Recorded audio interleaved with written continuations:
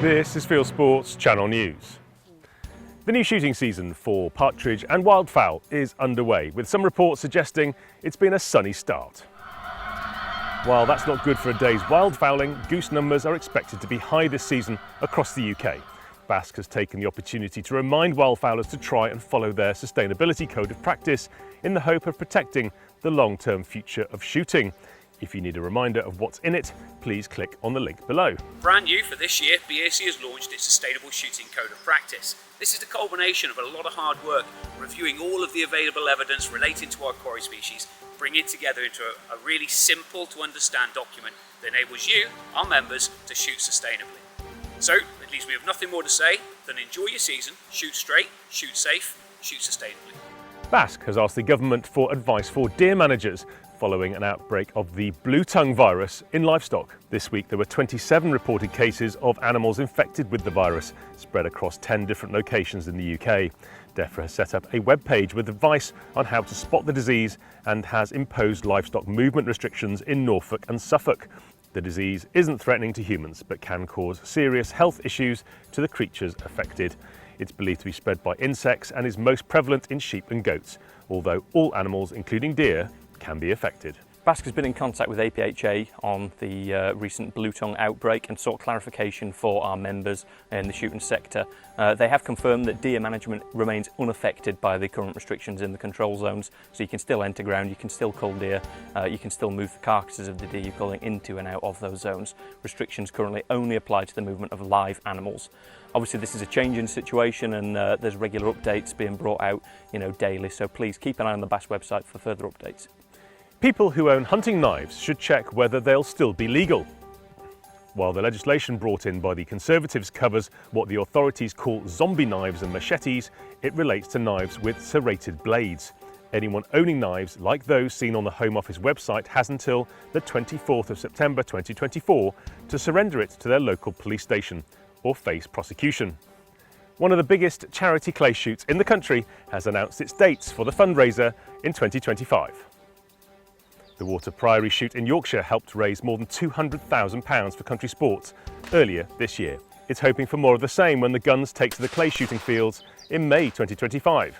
Tickets for teams of 8 are now up for grabs. You can find out more on Water Priory's website, link below. A survey to monitor the number of juvenile salmon has uncovered a population crash. The Game and Wildlife Conservation Trust has carried out a unique tagging programme to count the number of salmon parr in Dorset's River Frome. It's a survey which has been taking place every September for the past 50 years. Scientists use electrofishing techniques to capture the immature salmon before tagging them and returning them unharmed to the river to monitor their progress. Their data suggests salmon numbers have crashed by 80% in the last 40 years. The salmon particularly are in massive decline. The numbers have dropped to about probably 10% of the numbers they used to be some years back. Back in the day, in the mid-80s, we were getting 3,500 salmon come up this river. Last year we had 500. So the problem is principally at sea, but we can't do much about that in terms of management. But within the river, there's many factors affect their ability to survive. And we're trying to find out what those critical factors are, because we can manage in the river. We can do things like cleaning the gravel. We can cut back the shade to encourage the weed growth. We can actually plant the weed growth, which is very important to the young fish.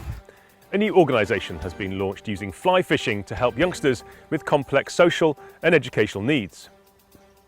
Angling Mentors uses angling to help engage children and young people who come from difficult backgrounds. Shane Davis, a school teacher from Hampshire, founded the organisation to help pass on the health benefits of fly fishing. He's recruiting qualified angling coaches to help work with those in need. Children from the charity were at the Orvis Saltwater Fly Fishing Festival last weekend, and Shane explained how using fishing translates to helping them to re-engage with education. For me as a practitioner, I can direct a young person to engage them in a classroom environment as a consequence of doing this. We can use measuring fish as a way to do maths. We can use writing a logbook of what you've caught as a way of doing English. And if we can, if we could bottle it, it'd be amazing. You'll be able to see a film on the festival and more about Angling Mentors here on Fieldsports Channel in a couple of weeks. A new study by scientists in Norway has discovered an increase in their otter population with surprising consequences. Otters like this one were thought to be extinct in southern Norway in the 1980s, but the species has recovered. While still rare, there is now thought to be a viable population, and it's proving to be good news for endangered seabirds. A study by the Norwegian Institute for Natural Research shows where otters now thrive again, mink don't, and otters don't predate on nesting seabirds as much as mink. Thanks to Per Holmseth for the story. A wolf pack has claimed another victim in an Indian village, this time a 2-year-old girl. Villagers in the Masi area of northern India are patrolling at night to scare the wolf pack away. The latest attack is the 8th fatality since mid-July.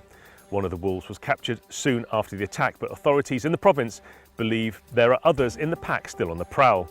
The Indian Times reports that the animals are believed to attack villagers who sleep outside their homes, searching for cooler conditions. An elderly woman has also been attacked and injured in the last few days. And finally, gamekeepers are busy enough in the first week of the partridge season, so spare a thought for George Saxton, who's going the extra mile. George is an underkeeper at an estate in Sussex, and he's decided to try and raise funds for the Gamekeepers Welfare Trust. Not by running, this is just his training. No, despite having no boxing experience at all, he's getting into the ring in December in a charity bout. If you'd like to support George, the link to his Just Giving page is below. The fight is in Chichester in West Sussex on the 7th of December 2024. On the 14th of October, I start an 8-week training camp, which will be training twice a week, sparring, get myself ready for the fight. But at the moment, it's just going to the gym, running, trying to eat healthfully, working the bag and just doing bits like that, really. And it's raising money for a good cause, a good charity in my eyes that need more recognition, so it'd be good. That's all from us, the channel that always packs a punch. You are now up to date with Fieldsports Channel News. Stalking the stories, fishing for facts.